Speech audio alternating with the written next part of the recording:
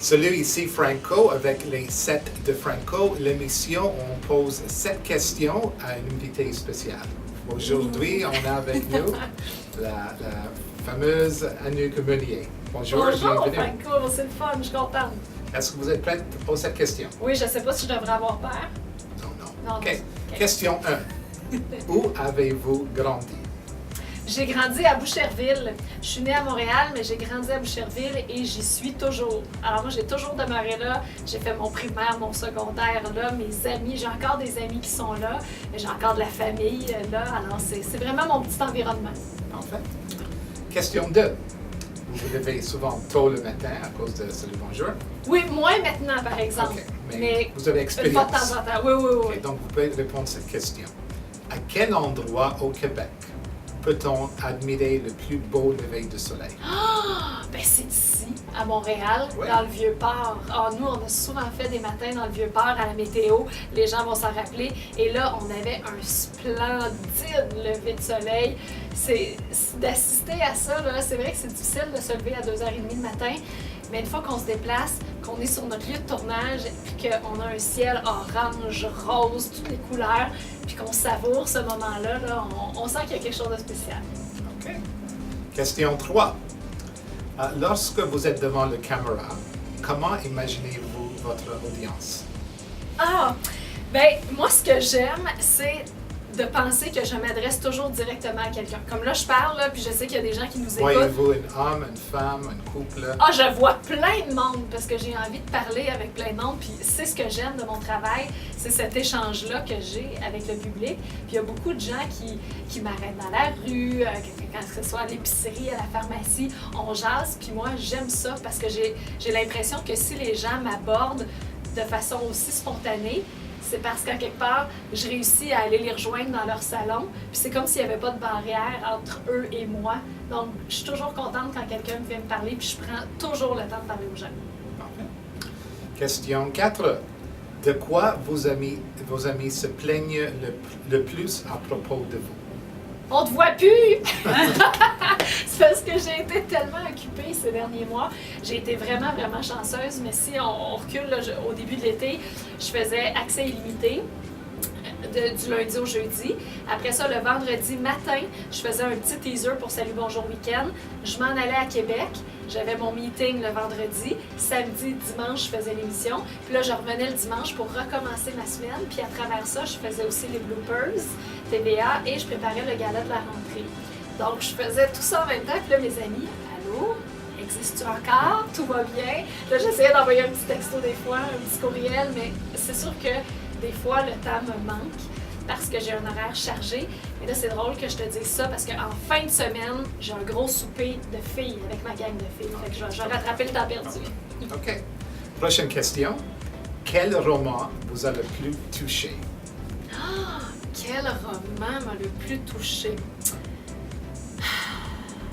J'ai beaucoup aimé Eat, Pray, Love parce que ça me rejoint à plusieurs niveaux. Puis ça me rejoint au niveau de l'envie des fois de partir, d'aller découvrir avec accès illimité.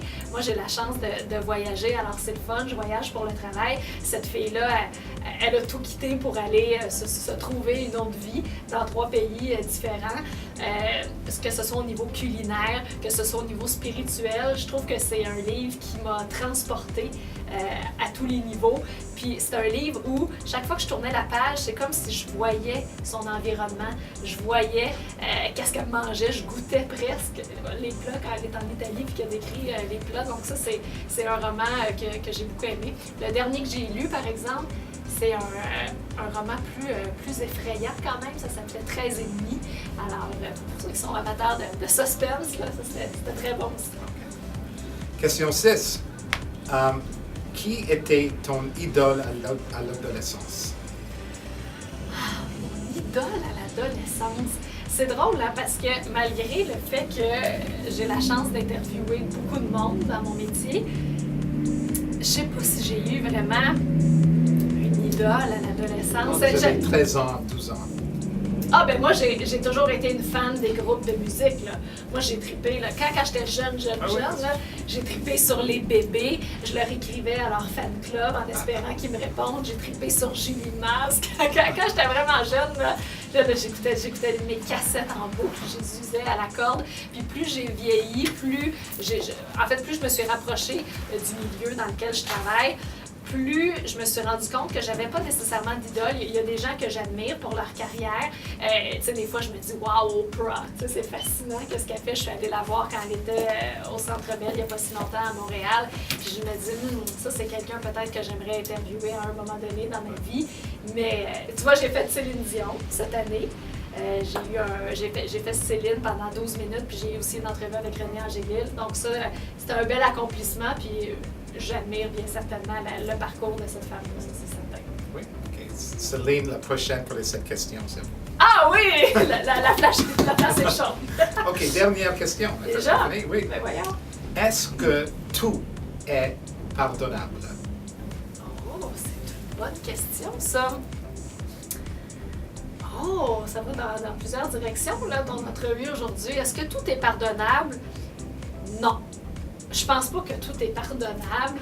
Mais là, on parle d'affaires graves. Là. Je pense à ce qu'on entend aux nouvelles. Je pense à des choses que les enfants peuvent subir. Je pense à des accidents parce que des gens irresponsables en état d'ébriété, je veux dire, pour la famille qui pense.